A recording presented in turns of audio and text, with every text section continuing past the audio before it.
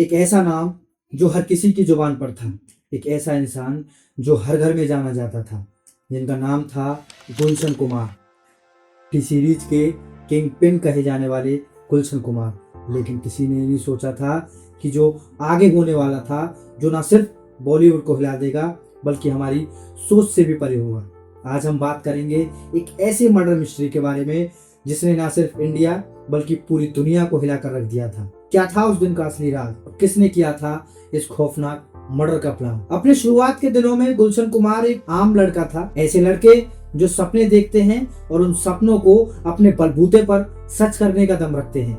T series का foundation उसने अपने खून पसीने से बनाया था। आज टी सीरीज दुनिया का सबसे बड़ा म्यूजिक एम्पायर बन चुका है। ये भी गुलशन कुमार की देन है। हर गाना, हर एल्बम, हर ट्रैक गुलशन कुमार की आवाज हर दिन में बस गई थी, पर जो शायद भगवान को कुछ और ही मंजूर था।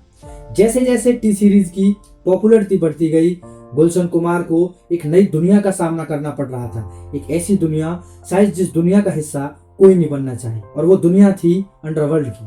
गुलशन कुमार अपने सिद्धांतों के साथ अपने धंधे में सफलता की बुलंदियों को छू रहे थे, लेकिन उन्हें खुद नहीं पता चला कि कैसे किसी छुपी हुई खौफनाक दुनिया में वो फंसते चले गए। उन्होंने पैसे बहुत कमाए, लेकिन वहीं दूसरी तरफ अपनी जान को खतरे में डाल दिया। गुलशन कुमार की जिंदगी में जो कुछ भी हो रहा था वो सब खुद भी वो नहीं जानते थे, क्योंकि उनकी लाइफ में एक ऐसे इंसान की एंट्री हुई थी जिसका नाम था दाऊद इब्राहिम।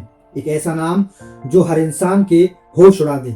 दाऊद जो सिर्फ एक गैंगस्टर नहीं बल्कि अंडरवर्ल्ड का किंग पिन था, और अब दाऊद इब्राहिम गुलशन कुमार की दुनिया में घुस चुका था। गुलशन कुमार को लगता था कि वो अपनी दुनिया में सेफ है, लेकिन क्या उन्होंने कभी सोचा था कि जो दोस्ती वो समझ रहा है वो सिर्फ एक इल्यूजन है, वो उसके मन का वहम है। पर एक दिन एक ऐसी रात आई जब गुलशन कुमार का फैसला उनके जीने की वजह भी बन गया और उनकी मौत का सबब भी। दाऊद के गुंडे गुलशन कुमार को अपनी रीच में लाने की कोशिश कर रहे थे।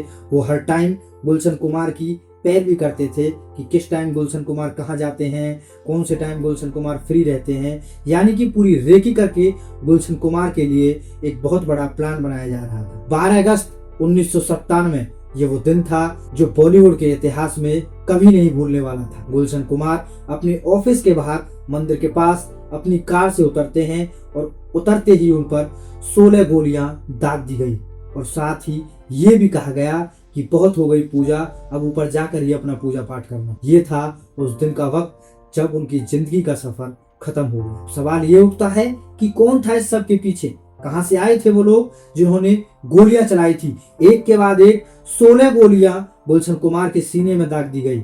इस असैसिनेशन के बाद मुंबई पुलिस की इन्वेस्टिगेशंस में कुछ शॉकिंग फैक्ट्स सामने आए। गुलशन कुमार को मारने वाले सिर्फ एक नहीं बल्कि 2 लोग थे। एक था सुरेश जिंदल जो दाऊद इब्राहिम के बेहद करीबियों में से था, और दूसरा था इरफान जो एक साई की तरह अपनी जिंदगी के हर कदम में अपने साथ चलने वाले गैंगस्टर के प्लान्स का हिस्सा बनता था और उनको मजबूती से अंजाम देता था। इन दोनों ने मिलकर प्लान बनाया था गुलशन कुमार को मारने का, एक ऐसे धमाके का जिसने पूरे बॉलीवुड को हिला कर रख दिया था, साथ साथ पूरी दुनिया को भी।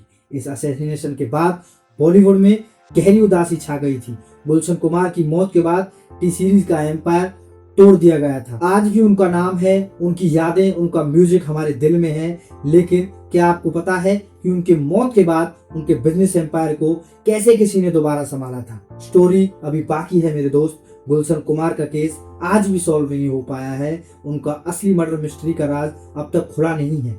क्या ये गैंगस्टर का रिवेंज था या फिर अपने दोस्ती का बदला लिया गया था? आखिर क्या था वो राज जिसके चलते गुलशन कुमार को मार दिया गया था? कोई भी स्टेटमेंट ऐसी आज तक सामने नहीं आई, ना ही गुलशन कुमार ने इस चीज का डिस्कशन किया कि उनकी जान को भी कोई खतरा हो सकता है या फिर अचानक कोई ऐसे उन्हें मार सकता है।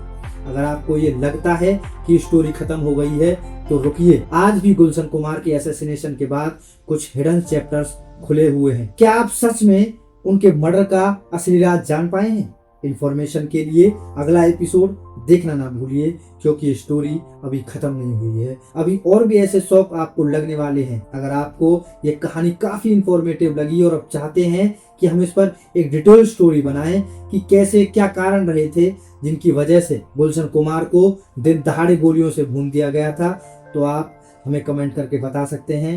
मंथन स्टोरीज को लाइक करना और सब्सक्राइब करना ना भूलें। Thank you so much.